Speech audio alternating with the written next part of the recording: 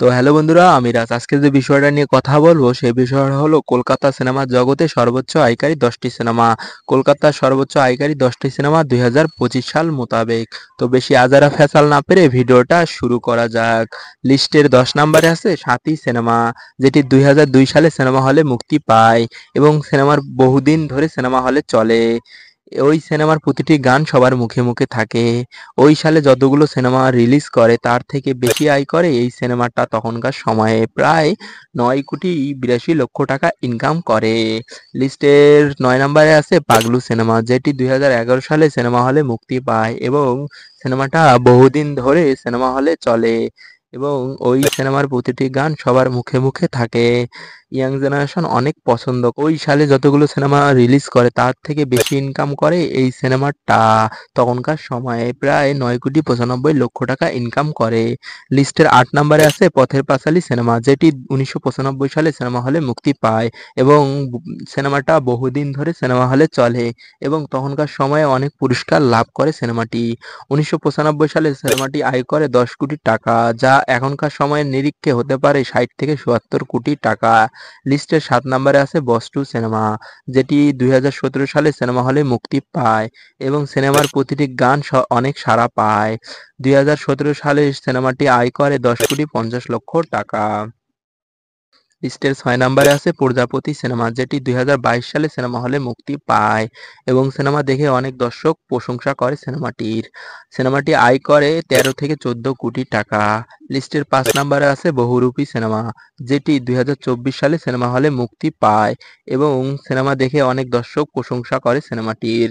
সত্যি 100% সত্যি। এই সিনেমা আয় করে 21,24,00,000 টাকা বক্স অফিস থেকে। লিস্টের 4 নম্বরে আছে চাঁদের পাহাড় সিনেমা, যেটি 2013 সালে সিনেমা হলে মুক্তি পায়। এটি একটি অ্যাডভেঞ্চার সিনেমা। তখনকার সময় সিনেমাটি অনেক পুরস্কার লাভ করে এবং দর্শকদের প্রশংসা পায়। 2013 সালে সিনেমাটা আয় করে 22,50,00,000 টাকা। লিস্টের 3 নম্বরে আছে খাদান সিনেমা, যেটা 2024 সালে সিনেমা হলে মুক্তি পায়।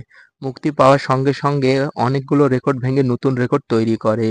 যেমন একদিনে সর্বোচ্চ ইনকাম করা মুভি হয়ে ওঠে, এক সপ্তাহে সর্বোচ্চ ইনকাম করা মুভি হয়েও ওঠে। এই সিনেমার দ্বারায় সিনেমা ইন্ডাস্ট্রি আবার ঘুরে দাঁড়ায়। এই সিনেমা আয় করে প্রায় 25 কোটি টাকা। লিস্টের 2 নম্বরে আছে ধূমকেতু সিনেমা, যেটি 2024 সালে 14ই আগস্ট সিনেমা হলে মুক্তি পায় এবং এই সিনেমা 2016 সালে সিনেমা হলে মুক্তি দেওয়ার কথা ছিল, কিন্তু কোনো না কোনো কারণে সিনেমাটি আর মুক্তি দেওয়া হয় না, যা খুব দুঃখজনক কথা। তা যাই হোক, সিনেমাটি অবশেষে মুক্তি পায় 2025 সালে এবং মুক্তি পাওয়ার সঙ্গে সঙ্গে বাম্পার চলে সিনেমাটা এবং সিনেমাটা অনেক রেকর্ড ভেঙে নতুন রেকর্ড তৈরি করে। যেমন একদিনে সর্বোচ্চ ইনকাম করা মুভি হয় এই সিনেমা এবং এক সপ্তাহে সর্বোচ্চ ইনকাম করা মুভি হয় এই সিনেমা এবং খাদানের যতগুলো রেকর্ড আছে সবগুলো রেকর্ড ব্রেক করে এই সিনেমা। এরকম আরো অনেক রেকর্ড তৈরি করে। আপনাদের বলি, আমি যখন এই ভিডিওটা করতেছি এখনো কিন্তু সিনেমাটা সিনেমা হলে চলতেছে, তাই এর আয় কোথায় যায় দাঁড়াবে তা বলা যাচ্ছে না। তাই এখন পর্যন্ত সিনেমাটা ইনকাম করেছে 25,20,00,000 টাকা বক্স অফিস থেকে। লিস্টের 1 নম্বরে আছে অ্যামাজন অভিযান সিনেমা, যেটি 2017 সালে সিনেমা হলে মুক্তি পায় এবং মুক্তি পাওয়ার সঙ্গে সঙ্গে সিনেমাটা তখনকার সময়ে অনেক নতুন নতুন রেকর্ড তৈরি করে, যা এর আগে ইন্ডাস্ট্রিতে হয় নাই।